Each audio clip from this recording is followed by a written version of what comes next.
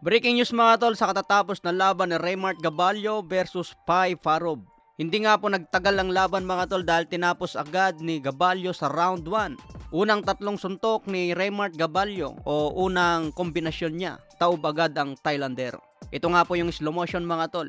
Bumanat agad si Raymart Gabalio ng left hook, sinundan niya agad yan ng right straight. Tapos sinundan agad ni Raymart Gabalio ng body shot. Tatlong suntok nga po yung tumama mga tol. Left hook, straight, then body shot. Hindi na nga po nakayanan ng Thailander mga tol at bumagsak na po siya. Namilipit sa sakit. Ganito rin ang nangyari kay Raymart Gabalio noon matapos naman sa body shot laban kay Nonito Donaire. Kaya alam ni Raymart Gabalio ang sakit kung matamaan ka sa katawan.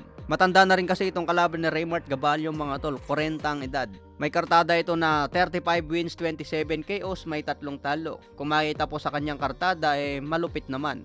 Pero 40 na po ang edad nito. Kapag tinamaan ka ng ganyang kalakas sa body shot, siguradong hindi nakakayanin. Samantala si Raymart Gabalio may kartada ng 26 wins, 21 KOs, may 1 talo. Syempre na-promote na yung kartada na yan, magiging 27 wins and 22 KOs. So hindi man lang pinagpawisan si Raymart Gabalio mga tol. Kasi yung unang tatlong kombinasyon niya bumagsak agad ang kalaban. Ito ang tinatawag na easy fight. Hindi ka man lang pinagpawisan, hindi ka natamaan sa muka, talagang walang galos. Hindi man lang nakaganti itong Thai boxer. Pero kung nagtagal ang laban mga tol, siguro makakita pa tayo ng aksyon. Pero malakas talaga itong si Raymart Gabalio.